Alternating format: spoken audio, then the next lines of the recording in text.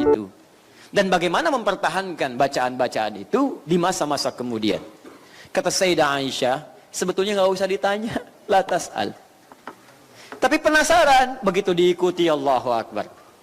Kata 3 orang sahabat ini, pertama yang komen, Hudzaifah radhiyallahu ta'ala anhu. Tidak ada yang indah seindah salat di belakang Nabi. Masya Allah. Salatnya begitu berdampak kepada jiwa dan sanubari. Tenang. Ketika baca ayat-ayat tentang surga, seakan-akan kita ingin masuk surga, dan Nabi berdoa di situ. Ketika ayat baca tentang azab, takut kita sehingga merinding mendengarnya. Dan tak terasa, 1 rakaatnya 100 ayat Al-Baqarah. Panjang. Diperbanyak. Kenapa diperbanyak? Salah satu rahasianya, karena Ramadan itu kan pahala lebih banyak daripada sebelumnya.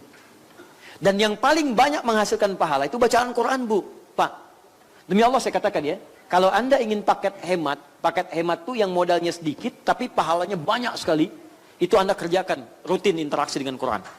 Quran perdalam. Kenapa? Kalau amalan lain dikerjakan paling minimal 10 kebaikan. Al-Quran tidak, setiap hurufnya dihitung 10. Setiap huruf. Di bulan Ramadan hitungannya beda lagi, paling minimal 10 kali lipat hari biasa. Paling minimal. At-Tirmidzi nomor hadis 2910. Man qara'a harfan min kitabillahi falahu asyru hasanat. Siapa yang baca 1 huruf dari kitabullah, dia dapat setiap hurufnya 10 kebaikan. Setiap huruf.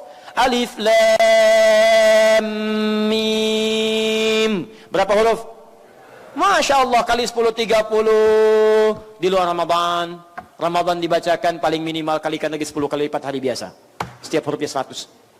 Maka dari itu Nabi ketika masuk Ramadan, siangnya baca Al-Quran, malamnya maksimalkan Al-Quran. Bahkan setiap Ramadan khatam Quran.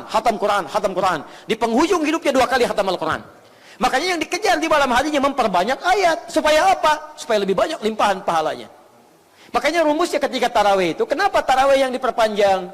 Kenapa sholat yang diutamakan? Karena kita ngejar banyak pahalanya. Semakin diperbanyak ayatnya, semakin banyak pahala yang didapatkan. Silakan. Makanya jangan biarkan ketika Ramadan Anda ngambil rumus yang salah. Mumpung dilipat gandakan nih, sedikit juga kan banyak. Ghairil maghdubi alaihim waladdallin. Amin. Yasin. Allahu Akbar. Kok pendek, Pak? 40 lumayan. Itu kan hari biasa 20, sekarang kan 200. Tapi jauh salah. Maka 1 rakaat 100 ayat Al-Baqarah. Masya Allah. 100 ayat. Panjang. Kata Ibnu Mas'ud, saya lebih indah lagi. Enak, sholatnya nyaman, meresap kepada jiwa. Masya Allah. Sampai saya tidak sadar. Saya kira 100 ayat juga, ternyata lebih daripada Al-Baqarah. Masuk ke Ali Imran. Ali Imran udah 200 ayat. Al-Baqarah udah 86 ayat. Ternyata masuk ke An-Nisa 176 ayat. Baru ruku di An-Nisa 5 juz 4 halaman, rakaat pertama. Saking nikmatnya salat. Besoknya nggak ikutan lagi. Luar biasa. 5 juz. Bisa. Bukan karena capek, bukan. Saya sering katakan bukan karena capek, tapi sering kali menduga ini di tempat mana akan ruku. Karena saya ingin mengikuti salat seperti ini. Begitu jadi sahabat tuh begini, apa yang dilihat yang dipraktekkan. Begitu Nabi baca ruku di sini, dia akan baca dan ruku di situ. Begitu baca lagi ruku di sini, beliau akan baca dan ruku di situ. Itu yang diikuti. Jadi sering kali menebak. Karena itu saya daripada sering menebak, saya khawatir tidak khusyuk. Saya berpisah besoknya, tapi saya paham ini yang harus dibaca. Itu yang indah.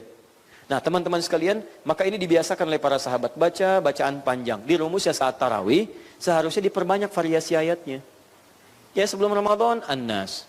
Masuk Ramadan An-Nas. Kapan lagi mau berkembang? Jelas ya? Sampai dikenal ya. Kenapa di situ? Masjid An-Nas. Masya Allah. Kan namanya An-Nur. Dibilangnya An-Nas. Katanya. Ada aja. Nah, pindah. Cari imam yang bagus. Makanya saat Ramadan hire imam yang bagus. Sunnah. Supaya bacaannya meresap pada jiwa. Dia orang tertarik jadi ke masjid. Senang dengar bacaan.